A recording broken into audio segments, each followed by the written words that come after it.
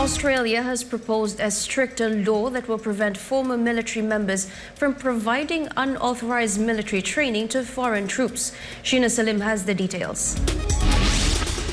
The Defence Minister of Australia has introduced legislation before the Parliament aimed at protecting the country's military secrets. In a bid to protect national security, Australian Defence Minister Richard Marles proposed a law requiring former servicemen, women and ex-public servants to gain his approval if they want to work for a foreign military or government. The Defence Minister will also have a say regarding how much information they can access. Marles introduced the legislation amid reports that former military pilots living in Australia had worked for a South African flight school training Chinese pilots. Last year, former U.S. Marine Corps pilot Daniel Duggan was arrested in Australia and faces extradition to the U.S. on charges of training Chinese military pilots, accusations he denied as he remains under custody. Once the proposed legislation becomes law, any former defense personnel caught violating the measure could face a 20-year sentence. Australia's Five Eyes intelligence partners, which include Britain, the United States, New Zealand and Canada, will be exempt from the new law. The proposed measure aims to reassure the U.S. and Britain, Australia's partners in the AUKUS nuclear-powered submarine agreement, of its commitment to protecting classified military technology. Meanwhile, a Chinese embassy spokesman slammed the U.S. Air Force for issuing a recent memo warning its members against working with firms engaged in training Chinese military pilots. In response to the U.S. crackdown, the Chinese official warned Washington to avoid making broad generalizations, misusing the concept of national security and damaging the reputation of these relevant companies.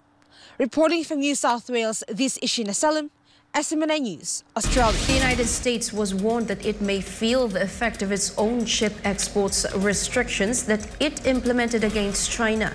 Kai Villan for the details.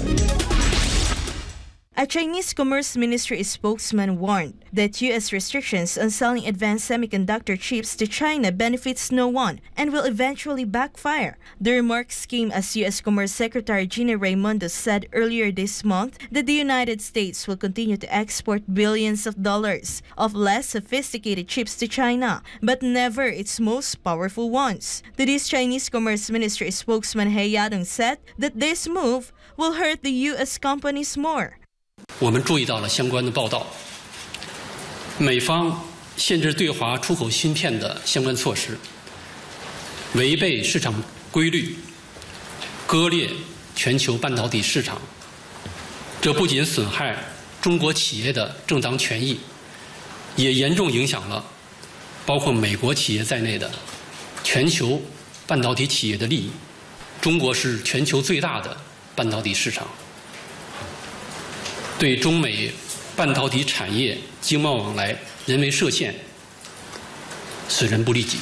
中方始终坚持开放包容、合作共赢，将继续加大开放力度，推动全球科技交流和经贸合作。 To recall, the semiconductor sector has been the center of the trade war between the United States and China, aside from the One China policy issue regarding Taiwan. Reporting, this has been Kai Villan, SMNI News. Chinese President Xi Jinping hailed the ironclad friendship between China and Cambodia during a bilateral meeting in the Chinese capital of Beijing on Friday. Anisa de Guzman tells us more. China and Cambodia pledged to maintain their strong bilateral ties as Cambodian Prime Minister Hun Manet visited the economic powerhouse for a 3-day official visit.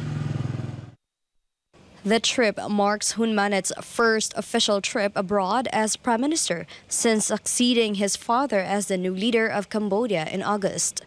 In front of Chinese and Cambodian officials, President Xi Jinping praised the 45-year-old leader for choosing China as his first destination as Prime Minister. Hun Manet, for his part, assured that the Cambodian government will strengthen its friendly relationship with China as part of its foreign policy. Both sides pledged stronger cooperation in law enforcement, security, and industry. The four-star general is officially visiting China from September 14 to 16.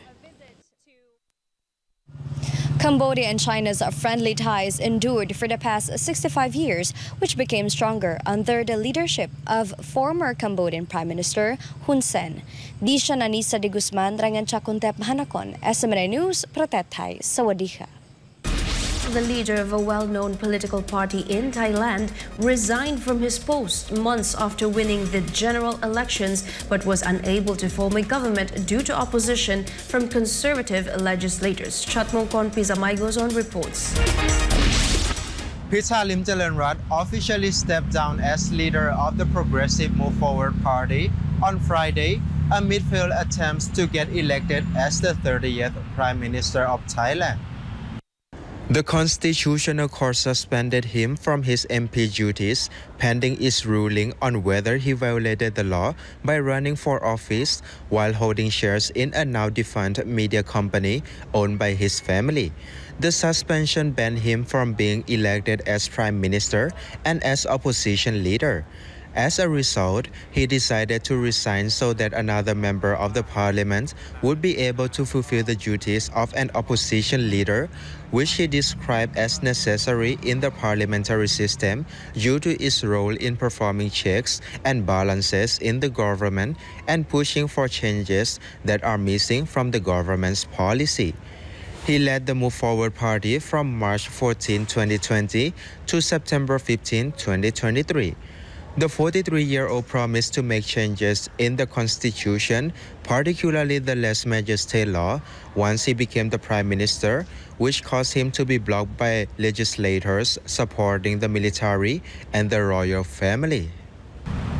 Former allied and real estate tycoon Sethar Thavisin was declared the new prime minister of Thailand in August, which ended months of political deadlock. Sethar was one of the prime ministerial candidates of the Pheu Thai Party, which ended its coalition with the Move Forward Party in early August. รายงานจากราชบุรี นายชัดมงคล พิสมัยโกศล SMN News ประเทศไทย สวัสดีครับ